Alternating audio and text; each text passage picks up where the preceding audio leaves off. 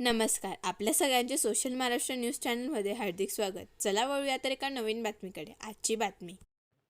महापालिकेने शहरातील bank of Maharashtra या मुख्य शाखेस कर वसुलीच्या नावावर बेकायदेशीरपणे बँकेत सील ठोकले.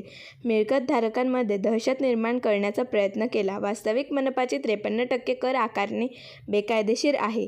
एवढा जास्तीचा टॅक्स कोठेही नाही.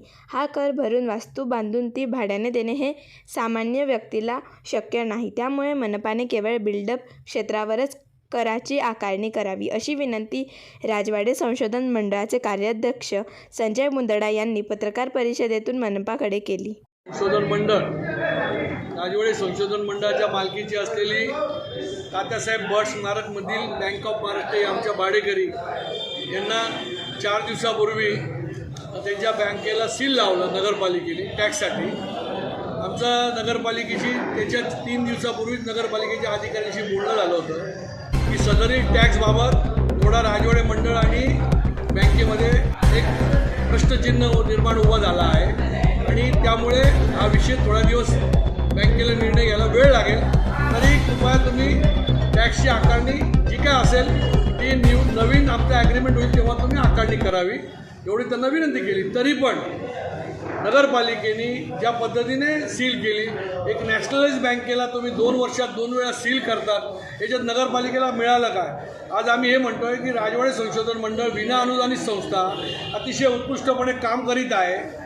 मला सांगायला अभिमान होतो की या कामापोटीच आम्ही आता राहून गेलं बाकीच्या लोकांना या 6 पुस्तकांचं प्रकाशन आम्ही दिल्ली येथील साहित्य संमेलनात करत आहोत. अशी कामं करत असताना आमच्याकडे पैशाचा तर तुटवडा होणारच आहे आणि अशा वेळेस जर एवढा टॅक्स भरला तर राजवाडे मंडळाच्या कर्मचाऱ्यांचे पगार कसे होतील?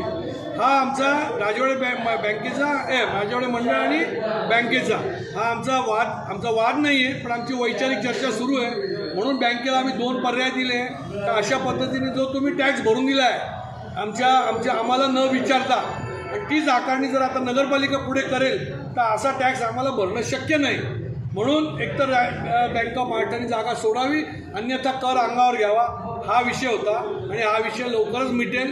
आणि नगरपालिकेने राजवाडे संशोधन मंडळाच्या संस्थेकडं कामाकडं आज आपल्या धुळे शहराचं भूषण असलेली ही संस्था याच्याकडं लक्ष ठेवून आणि विचारपूर्वक त्यांनी क्षेत्रफळावर कर आकारणी करावी आणि राजवाडे मंडळाला रिलीफ द्यावं, एवढीच आमची विनंती आहे. बातमी आवडल्यास चॅनलला लाईक व सबस्क्राईब करा व दररोज अशा नवनवीन बातम्या पाहण्यासाठी चॅनलला फॉलो करा. धन्यवाद.